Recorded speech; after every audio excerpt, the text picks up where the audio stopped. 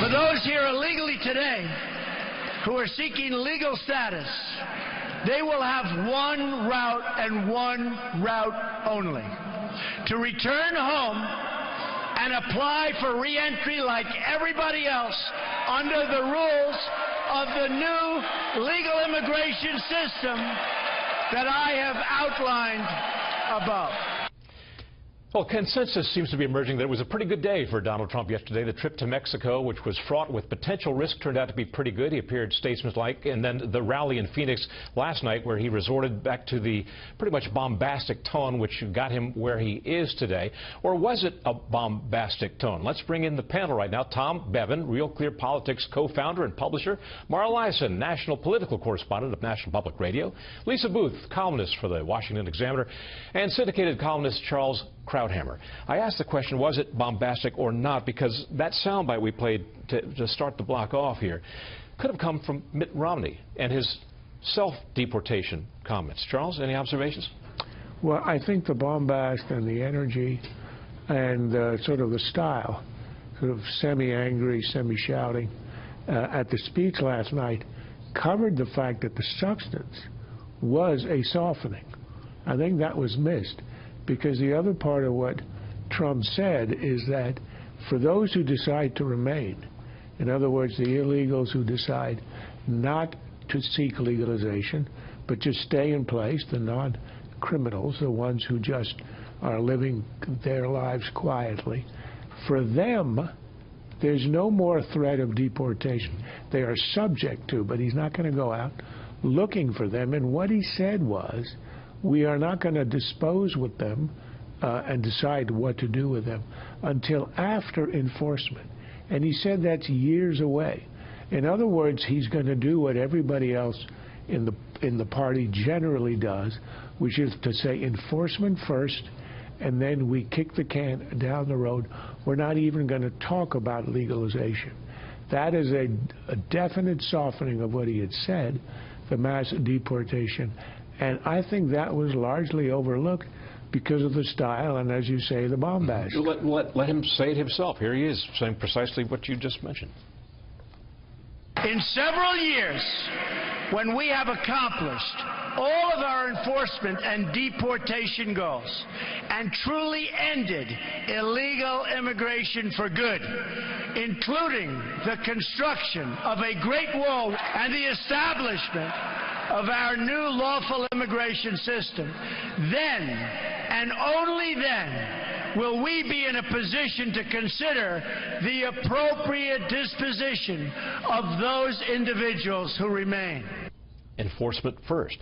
That could have come from Marco Rubio, potentially Jeb Bush 6 months ago. Well, I think there's always this fixation on a path to legalization, a path to citizenship, amnesty, if you will, and that's largely overstated by the media. There's this concept that a Republican has to embrace amnesty to appeal to Hispanic voters. If you look at polling, you talk to pollsters, the top issues for Hispanics are jobs, the economy, it's education, it's health care.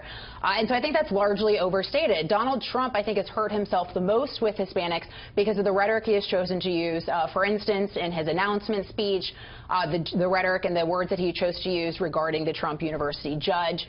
That being said, yesterday was a net positive for Donald Trump because the biggest question mark for voters is Donald Trump prepared to be commander-in-chief? And he did look like a commander-in-chief, standing next to the Mexican president and also giving a more nuanced, substantive speech. Mara, it's almost as if he embodies the good cop, bad cop persona within his own persona. Oh, there's no doubt about it. I mean, you could say that his visit to Mexico was Kellyanne Conway and his speech in Arizona was Steve Bannon. I mean, there's the Trump campaign itself is being pulled in a couple different directions. But what I think is important is it's not just what you say, it's what people hear.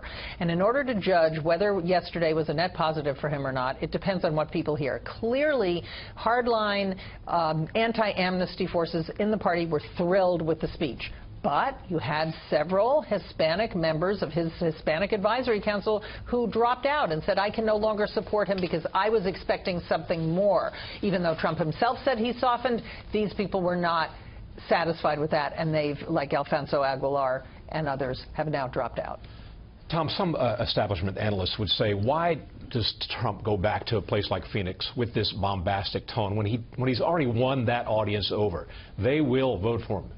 what he needs to win over are those people, those independents, those undecided, in a few key battleground swing states. Yeah, that's the conventional wisdom, but the softening, the trial balloons that had been floated for a couple of weeks, I think led Trump to go back and reassure those folks. And that's part of what that speech, it was doing two things. It was reassuring the base that he was going to return to sort of a hard line on illegal immigration, but also allowed himself enough wiggle room so for the rest of the campaign, as Charles pointed out, I think subtly, but perhaps effectively, that down the road when Hillary Clinton comes, when this issue comes up and she says you wanted to deport everybody, he's going to say, that's not what I said. Mm-hmm. Will the softer tone work, Charles? Well, I'm not sure. It's really hard to believe that you could spend a year. You start by calling Mexican immigrants rapists, people who bring in drugs and crime, and you excoriate them month after month. You win the nomination, essentially, by calling your opponents, which is the Bushes, Jeb Bush, Rubios, and others who want a kind of accommodation. You call them weak-kneed and people who don't want to preserve the nation, want to lose the country by opening the borders. And then all of a sudden you go soft or you go reasonable on them. I'm not sure it's believable.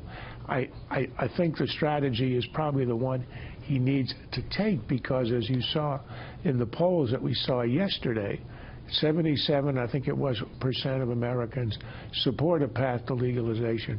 A very small number, relatively speaking, want the mass deportation, which he had advocated again and again for the year. So he's on the right side of public opinion, but the question in the end is it credible? It seems to me that many in the mainstream media neglect or choose to neglect, perhaps, that this is a modus operandi of Donald Trump, that as a businessman he approaches everything as a negotiation, with starting out with that hard-line position, and then he negotiates. So that could be interpreted as the softening, Lisa. Well, I mean, perhaps, but you also look at Hillary Clinton's record, and she has flip-flopped on everything regarding immigration, from driver's licenses for illegal immigrants, health care for illegal immigrants. She's even flip-flopped on using the terminology illegal immigrant. You know, so in some respects, that's just politics, right? But ultimately, I think what Donald Trump said yesterday is going to be enough to satisfy his core base. The question is, does it expand his reach or expand his his reach with independents, and that, so I think that's the larger question, not necessarily. I think he did enough yesterday to satisfy his core base. Mara, should he be held to a standard as a negotiator or as a flip-flopper? Well, I think he has to be held to a standard as a candidate. I mean, he did make this the centerpiece of his campaign. He has made building the wall, making Mexico pay for it, getting rid of illegal immigrants, forcing them out of the country. He's made this the centerpiece of his campaign. If he is making a big shift, then he should be held to that. I think his core supporters will not abandon him. I agree with that. The big question about whether he's broadened his reach with this speech yesterday, I'm just not sure yet. Tom? Yeah, look, this is an important. We'll have to wait and see whether this changed any perceptions or moved any numbers. I mean, Barack Obama beat Mitt Romney by 44 points with Hispanics. Right now, the latest Fox News Latino poll has Donald Trump trailing Hillary Clinton by 46 points. So and just doing as good as Barack Obama did is not going to get him there. So he needs to not only make up ground perhaps with Hispanics, but again, a lot of this is aimed at those suburban, middle-class white voters in places like Philadelphia and other key swing states around the country.